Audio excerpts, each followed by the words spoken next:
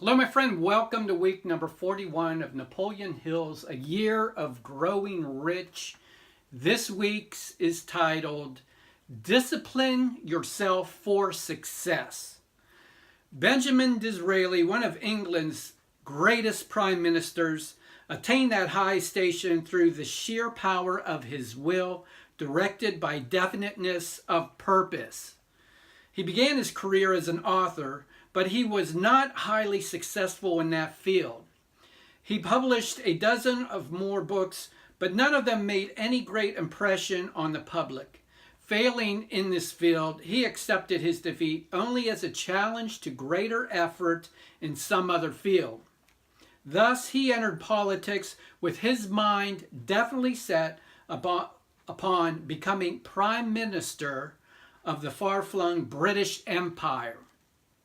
In 1837, he became a member of Parliament from Maidstone, but his first speech in Parliament was universally regarded as a flat failure. Again, he accepted his defeat as a challenge to try once more. Fighting on with never a thought of quitting, he became the leader of the House of Commons by 1858, and later became the Chancellor of the Exchequer. In 1868, he realized his definite purpose by becoming Prime Minister. There he met with terrific opposition. His testing time was at hand, which resulted in his resignation. But far from accepting his temporary defeat as failure, he staged a comeback and was elected Prime Minister a second time, after which he became the great builder of an empire and extended his influence in many different directions. When the going was the hardest, Disraeli drew on his willpower to its greatest capacity. It sustained him through the emergencies of temporary defeat and brought him through to victory. In summarizing his achievements in one short sentence, he said, "The secret of success is constancy of purpose." All too often, people quit when the going gets tough, often when just one more step would have carried them triumphantly to victory. There is one unbeatable rule for the master of sorrows and disappointments, and that is transmutation of those emotional frustrations through definite planning. It is a role that has no equal. Your thought habits are subject to your control and self-discipline. They are the only circumstances of your life over which you have complete control. This privilege carries with it a heavy responsibility because it is the one privilege that determines more than any other the position in life you shall occupy. If this privilege is neglected by your failure to voluntarily form habits designed to lead to the attainment of definite ends, then the circumstances of life which are beyond your control will do the job for you.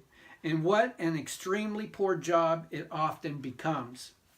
If you make your thought habits to order, they will carry you to the attainment of any desired goal within your reach.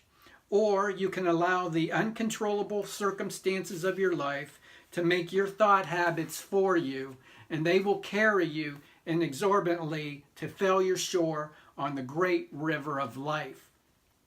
Turn on the full powers of your will and take complete control of your life. Your mind was given to you as a servant to carry out those desires.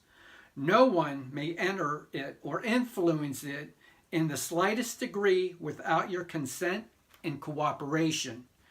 Harness its power and use it to serve your needs. Freedom of body and mind, independence, and economic security are the result of personal initiative expressed through self-discipline. By no other means may these universal desires be assured. You are where you are and what you are because of your habits of thought. So that's pretty profound there. I'm going to read that again. You are where you are and what you are because of your habits of thought.